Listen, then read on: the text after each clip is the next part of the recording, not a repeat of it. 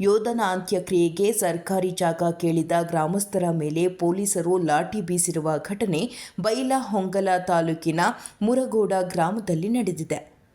ವಿಷ್ಣು ಕಾರಜೋಳ ಮೃತ ಯೋಧ ವಿಷ್ಣು ಕಾರಜೋಳ ಕರ್ತವ್ಯದಲ್ಲಿದ್ದಾಗ ಬಿದ್ದು ಗಾಯಗೊಂಡಿದ್ದರು.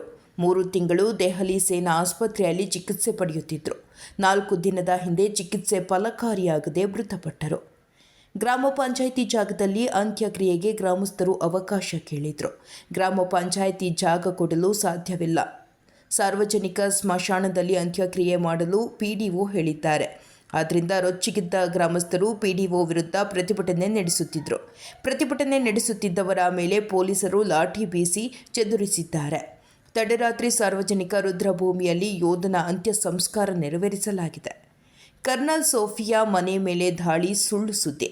ಆಪರೇಷನ್ ಸಿಂಧೂರ್ ಯಶಸ್ವಿ ಬಗ್ಗೆ ಕ್ಷಣ ಮಾಹಿತಿ ನೀಡುತ್ತಿದ್ದ ಕರ್ನಲ್ ಸೋಫಿಯಾ ಕುರೇಶಿ ಅವರ ಬೆಳಗಾವಿಯ ಮನೆ ಮೇಲೆ ಆರ್ಎಸ್ಎಸ್ ದಾಳಿ ಮಾಡಿತ್ತು ಎಂದು ಕಿಡಿಗೇಡಿ ಅನೀಸ್ ಉದ್ದೀನ್ ಎಂಬಾತ ಇತ್ತೀಚೆಗೆ ಎಕ್ಸ್ನಲ್ಲಿ ಟ್ವೀಟ್ ಮಾಡಿದ್ನು. ಆದರೆ ಇದು ಸುಳ್ಳು ಸುದ್ದಿ ಎಂದು ಬೆಳಗಾವಿ ಜಿಲ್ಲಾ ಪೊಲೀಸ್ ವರಿಷ್ಠಾಧಿಕಾರಿ ಭೀಮಶಂಕರ್ ಗುಳ್ಳೇದ್ ಹೇಳಿದರು.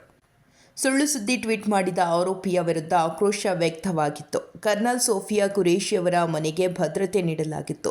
ಸುಳ್ಳು ಸುದ್ದಿ ಹರಡಿದ್ದ ವಿಚಾರವಾಗಿ ಎಸ್ಪಿ ಭೀಮಶಂಕರ್ ಗುಳ್ಳೇದ್ ಮಾತನಾಡಿ, ಸುಳ್ಳು ಸುದ್ದಿ ಹರಡಿದ್ದರೆ ಅವರ ವಿರುದ್ಧ ಕಾನೂನು ರೀತಿ ಕ್ರಮ ಕೈಗೊಳ್ಳುತ್ತೇವೆ. ಎಲ್ಲ ರೀತಿಯ ಕ್ರಮಗಳನ್ನು ಪೊಲೀಸ್ ಇಲಾಖೆ ತೆಗೆದುಕೊಳ್ಳುತ್ತಿದೆ. ಸಾಮಾಜಿಕ ಮಾಧ್ಯಮಗಳ ಮೇಲೆ ಸೈಬರ್ ಪೊಲೀಸರು ಕಣ್ಣಿಟ್ಟಿದ್ದಾರೆ ಎಂದು ತಿಳಿಸಿದರು.